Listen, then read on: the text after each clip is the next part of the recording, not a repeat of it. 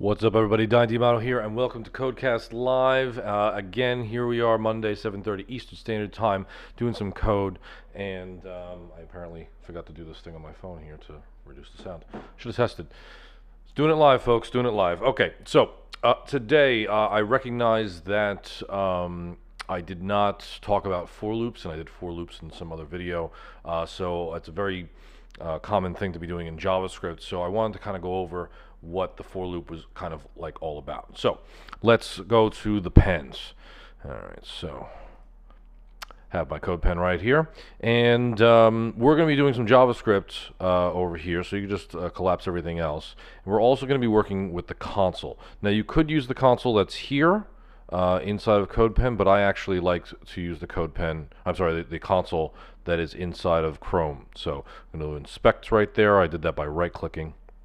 And again, this might pop up in different places. I think I mentioned it before, but essentially the thing that pops up once you go right-click inspect will be the DevTools console, and then you'll have these tabs that are on the top or somewhere, and one of them will say console, and we'll just get the console here.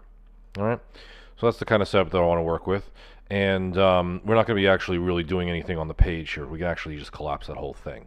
So we're just looking at JavaScript and the console. Cool. All right. So the for loop. The for loop has the ability for us to do the same thing over and over and over again, and that's really good for potentially like rendering out rows in a particular table, or just kind of maybe checking different data types in an array, which is a collection of stuff. And it's just really good for iterating over different things. So if I, for instance, wanted to have a function that made a average of a set of numbers, I could do that using a for loop. So actually, let's start with that array. So we'll have a var, and we'll say array like this. And it's going to start yelling at me about this stuff, but let's do just some random numbers. 5, 7, 32, let's do 41, and 9. Again, totally random. You can go ahead and put your own numbers in there. You can put as many numbers as you want. Just make sure you have the comma separated in between those things with the brackets. So we have an array, and what we could do with this array is we can what we call iterate over it, meaning that we can go through each one of those items. So here the number 5 is an item, the number 7 is an item, 32, 41, and 9 are all different items. We can go to each item in this for loop and do something with it. Okay? So the for loop has a setup to it. So first off, we have this keyword called for, and then we have parentheses, and then we have brackets. So it looks a little bit like a function, which is nice. And inside of the bracket is essentially the same thing as a function. We would be putting the instructions on what to do with each time we do the iteration of the for loop. So for the right now, we'll just do a console log just to see us write stuff out. So we'll say console log in the loop. Okay, now the console is of course yelling at me right now because I don't have anything in these parentheses. So let's put some stuff in the parentheses.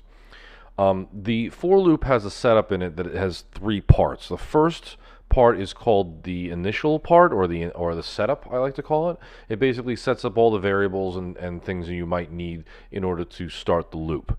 So for our particular case, what we'll do is we're going to set a var to index, just like that, and we're going to start at 0 because we count in JavaScript starting at 0.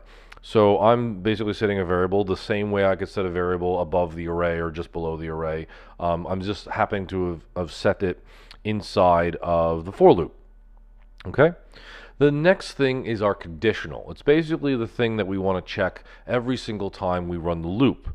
So in our particular case, what we want to do is we want to make sure that the index is going to be less than the array length. Okay, and the array length just basically says the number of items in my array. Okay, so as long as the index, whatever the number is inside of the index variable, meaning that index represents some number, right, and starts with 0, and that's going to change as we go on through this loop. But every time we do this loop, we want to make sure that that index, that number that represents the index, is less than the number 5. And the number 5, again, I'm getting from this 1, 2, 3, 4, 5 items. Okay, and these items are at indexes 0, 1, 2, 3, and 4. Okay, that's the difference between the length and the indexes.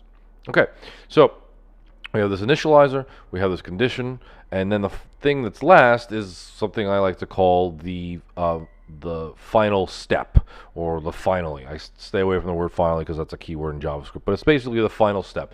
It's essentially saying if we did all the stuff that's inside of the rules that are inside of this brackets here, all the different steps, what would the last step actually be?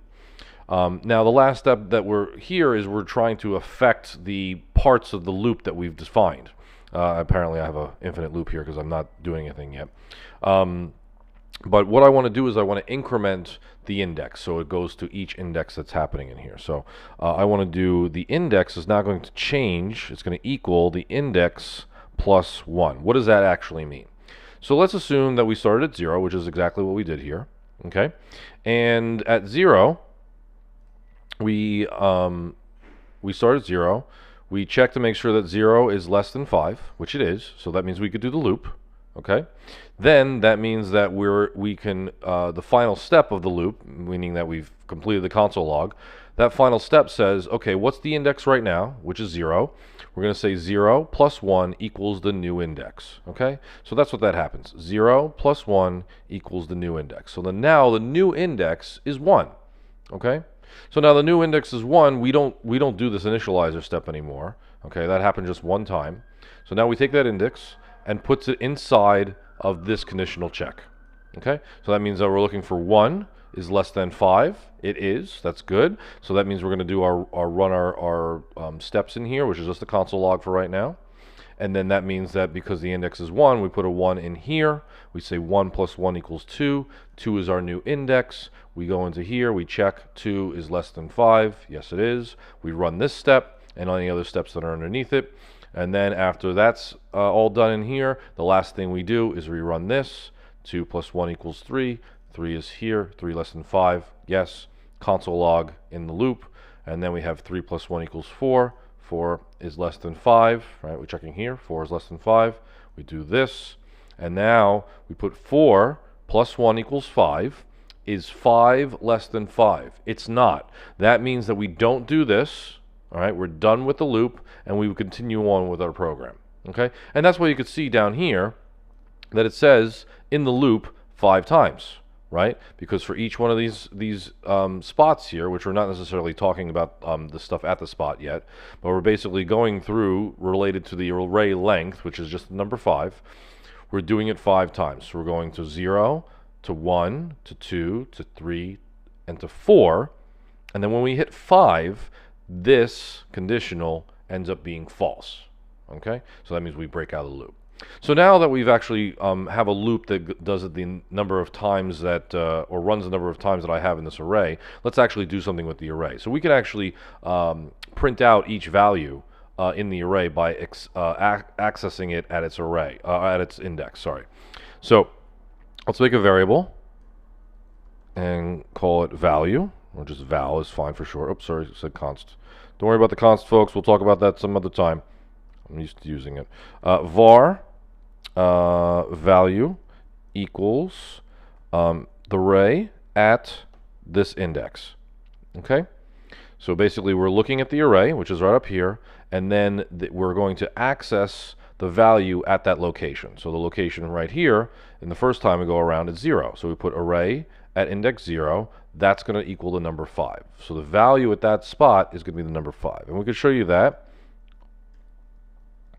Val. Here we go. So it goes to the loop. So the first thing is 0. So at 0 it's 5. At the index 1 it's 7. At index 2 it's 32. And index 3 is 41. Index 4 is the value of 9.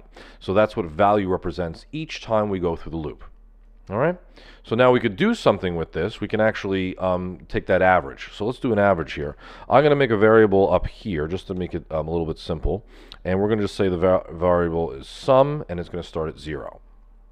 All right. So now what we're going to do is we're going to take the current value, which is at 5, right? So that's what the first one is. And we're going to add it to the initial sum, which is 0. And we're going to do that throughout the loop. So we're going to say sum equals sum plus value. Oops, value like this. And now what I'll do is I'll console log our final result for sum at the bottom. 94. Okay, cool. So that's the sum of all of these numbers. And the cool thing is that this is dynamic. So I can go ahead and change, like add a number to this, like I'll have number 6, and I'll get 100 at the bottom. Nice. Right? So that's cool. So that we're basically adding all these numbers together, we'll get the final sum. Now, if I wanted to get the average of all these numbers, well, what's the formula for making an average? That's just the sum of all the numbers that you're provided divided by the number of numbers, the amount of numbers. We actually have that, where you've been using it for our loop. The amount of numbers in our array is the array's length. So that means that if I want an average, and I'll make a variable for average, avg is fine, we could say sum divided by, array length. And we'll console log this and say avg 16.666666. Okay, so that's the average of these numbers here. All right, so that's pretty cool. If I remove a number, it'll also be, again, very dynamic. It'll go ahead and update those things. So we have a 95 is our sum, and the 19 is the average for these 5 numbers. Okay, and that's one use case for being able to use a for loop. All right, now one of the things I want to show you really quickly is that you might see different variations of this. One of the variations you might see is they might not spell out the word index. They might actually use the letter I. So I'm going to change this to I. I'm just changing the variable name to I, okay, in all those places. Okay, and you'll see that there's no change here other than the fact that the index wasn't defined for a while because I wasn't ready changing all that stuff. But you'll see the values are the same. Okay. The other thing that you might find is that this thing might be written a little bit weirder. All right. I want to let you know that the way that this is written here is the same as, and I'll put a little comment here so you could see it. It's the same as saying I plus equals 1 or I plus plus. Oops, and actually there's no space between those. Okay. So either this you might see it like this, or you might see it like this. Okay, and they all result to the same thing. I is going to be incremented by 1 in every single one of those instances. So you could do it like that just right there. And then you could also do something very similar down here. I'll comment that in as well. We could say sum plus equals value, or sum. Actually, oh no, can't do plus plus there because this is specifically as an incrementer for 1. For this one, we can only do this version, so we can't do plus plus for this. It would just have to be this version here.